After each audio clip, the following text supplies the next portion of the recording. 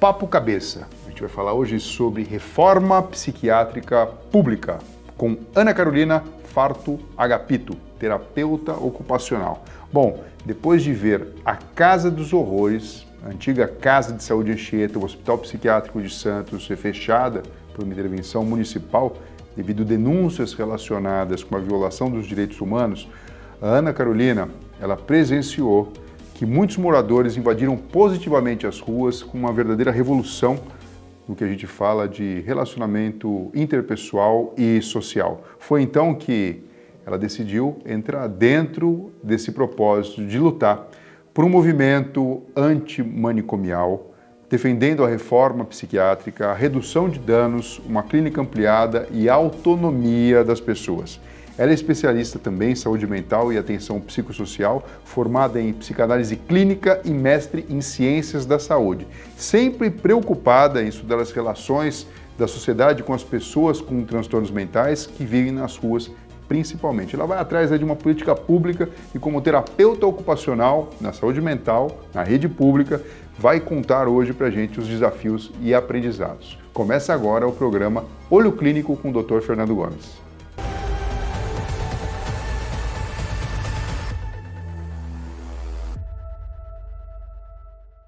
Ana, muito obrigado pela sua participação. Estou muito feliz que você está aqui junto com a gente. Eu que agradeço o convite e a oportunidade de falar um pouco desse trabalho. Olha só, o que levou você a se envolver nessa luta antimanicomial? Eu acho que no primeiro momento, quando você se depara, eu era adolescente, se depara com uma coisa que parecia uma lenda, quem vivia dentro do manicômio, e você vê fazendo teatro, fazendo oficinas culturais, pessoas como a gente, transitando junto com a gente, assim, falei, estar fechado de repente não é uma solução. E aí começa uma vontade de conhecer mais, de descobrir os mistérios aí da saúde mental. E aí eu fui por aí. Agora sim, existe obviamente uma questão relacionada com o diagnóstico, com o tratamento multidisciplinar, com o papel da psiquiatria, com a área da saúde e assim vai.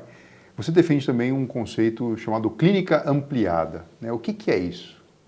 A clínica ampliada, como o nome diz, sai do modelo biomédico, hospitalocêntrico, medicamentoso, para realmente pensar no indivíduo na sua integralidade. Uma escuta mais qualificada, não reduzir a pessoa ao diagnóstico, né? Pensar em todos os aspectos que formam um ser humano e a identidade daquela pessoa não é só um diagnóstico, é todas aquelas outras coisas que fazem ele ser um cidadão, uma pessoa que pode estar na sociedade normalmente. E o diagnóstico é só uma parte de um cuidado, né? Porque para incluir socialmente a gente tem que pensar em todas essas outras coisas. Você sabe que o que chama a atenção, quando você falou hospitalocêntrico, né? Ou seja, o hospital como lugar onde se trata de saúde. Para algumas especialidades, isso faz sentido. Vamos pegar um exemplo, ortopedia. Então, se você tem um instituto de traumatologia, reunir todos os pacientes numa mesma enfermaria, por exemplo, pessoas com fratura do fêmur, talvez tenha sentido, né? Mas quando a gente fala de saúde mental, esse conceito que pareceria significativo e interessante e aplicável, ele é totalmente desconstruído, né? Porque nem tudo é só remédio, nem tudo é internação, a ideia não é prender a pessoa, muito pelo contrário, e sobretudo entender que o indivíduo, ele padece, ele sofre, e a gente sabe que não só ele, né? A família, a sociedade, a comunidade em torno, mas acolher as pessoas e tratar isso como algo realmente humano faz parte de um processo diferente do que vem sendo feito. É uma transformação. Agora, fala uma coisa, redução de danos, muitas vezes é vista com preconceito, né? Explica pra gente um pouquinho sobre isso, apesar da ciência já reconhecer que isso faz sentido. Faz sentido. Redução de danos é uma estratégia, né? É uma estratégia que foi utilizada inicialmente lá em Santos também, né? Quando teve aquela epidemia inicial no Porto por causa de HIV. Então, para evitar o contágio do HIV, não se sabia muito como funcionava ainda, a prefeitura foi lá e distribuiu seringas, para não compartilharem seringas, então uma coisa individualizada, os preservativos, os panfletos de conscientização, como é que transmite, como não. E aí percebeu-se que era uma estratégia interessante, que minimizava os agravos, né? Assim, tem um comportamento de risco, então vamos minimizar esse agravo à saúde. E agora é muito utilizado o pessoal que faz uso de substância. Aqui em São Paulo tem um trabalho lindo, um centro de convivência que chama Edley, que só trabalha com a redução de danos. O site lá, se vocês quiserem dar uma olhada, tudo sobre redução de danos, para cada substância, que estratégia pode ser utilizada, se a pessoa está num uso compulsivo, como faz para minimizar, como pode fazer isso de um jeito que não precise impor uma pessoa uma abstinência total, né? Que muitas vezes faz com que a pessoa não consiga melhorar a sua saúde, pensando, eu nunca mais vou poder me aproximar daquela coisa que me dá prazer, que me anestesia e tal. Não, a redução de danos vai pensar junto com a pessoa o que pode fazer para ir melhorando a qualidade de vida, ampliando as possibilidades na vida, até que ela mesma consiga se organizar.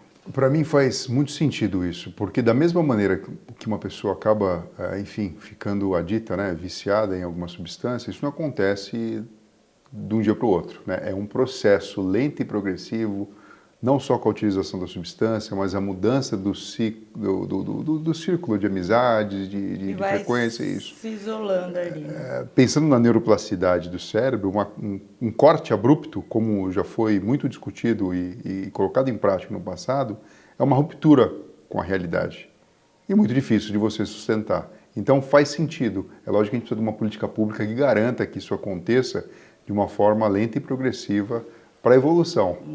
Bom, e quando a gente fala assim da reforma psiquiátrica, hein? Queria que você falasse um pouquinho sobre isso, porque no longo dos anos o que a gente vê? A gente vê progresso e vê retrocesso. Parece que é um vai e vem, não é uma coisa linear, né? Na sua visão, qual que é o estado atual que a gente está vivendo no Brasil e que movimentos sociais têm respondido a essas mudanças aí em termos de cenário político?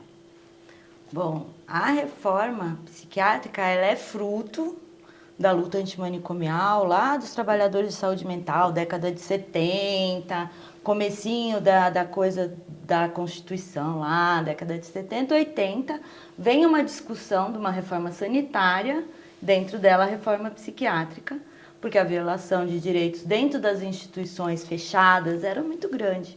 Tanto politicamente jogava lá quem não era muito bem visto, assim como qualquer pessoa que não estava muito legal na sociedade. E aquilo virou um depósito e os trabalhadores dessas instituições começaram a se movimentar e falar, não dá. E aí nasce a reforma psiquiátrica, junto com esse movimento da luta antimanicomial. Foi uma evolução muito boa dentro da legislação, dentro do SUS, né? A política de saúde mental do Brasil é uma das melhores do mundo, né? Nesse sentido de estar junto, de realmente respeitar a pessoa, tá tudo certo. Mas dentro da nossa oscilação dos governos, a gente teve momentos muito difíceis de 2019 até 2022. Muitas portarias foram anuladas, muitos projetos, muitos benefícios foram cortados. A gente teve dentro da legislação o estímulo a algumas ações de isolamento e internação, né? Então foi muito difícil. E o movimento social que tentou manter e combater um pouco através de conscientização, das ações, né? De conversar com os agentes públicos, de que existia um outro jeito, né? Então eu acho que o movimento social e a reforma psiquiátrica andam muito atrelados um no outro, assim. E acho que hoje a gente tem alguns avanços novamente, né? Os centros de atenção psicossocial foram muito sucateados e agora parece que já estão estimulando de novo alguma coisa nesse sentido. A saúde da família, né? Outra política do SUS também foi muito sucateada, agora volta com o nome de EMULT, que é a atenção primária, daí tem a parte da saúde mental. E tem a coisa do fechamento dos manicômios judiciários, né? Que foi, acho que o ano passado que começou a valer a lei. Então tem agora uns avanços novamente, e aí a gente vai se fortalecendo. Agora, Ana, para a gente encerrar, o que cada um de nós, olha só, essa pergunta é profunda, tá? Pode contribuir de verdade, sabe, para promover a saúde mental com dignidade e principalmente respeitando os direitos humanos? Bom, no dia a dia, individualmente, Não julgar uma pessoa que você veja que você acha diferente. Respeitar a diferença do outro. Ter empatia, mas não a empatia só, eu vou me colocar no lugar do outro. Não. Lembrar que aquela pessoa tem uma história, tem um processo para estar numa condição diferente. Um sofrimento muito grande para estar na rua ou em um sofrimento maior psíquico. Pensar nisso. Então, a gentileza, uma ação mais afirmativa de participar, né, dos fóruns, dos conselhos de saúde, estar nos locais de discussão disso, se informar com os profissionais, né, se for um assunto de interesse, vai num CAPS, vai conhecer, vai ver como é que é esse trabalho. Eu acho que é possível, individualmente, a gente ir fortalecendo. Ana, muito obrigado pela sua participação. A gente falou aqui de um tema extremamente importante, que é a saúde mental, né? Principalmente quando existe um diagnóstico, existe um sofrimento e a situação de morar na rua, né? Algo que corta o coração da gente e, enfim, merece um olhar diferenciado. Eu que agradeço. Pessoal, a gente fica por aqui, dê seu like, compartilha com todo mundo. Tem dúvida? Escreve aqui que a Ana e eu vamos responder com muito carinho, tá? Um beijo no coração e eu desejo para você e sua família uma ótima semana. Até a próxima!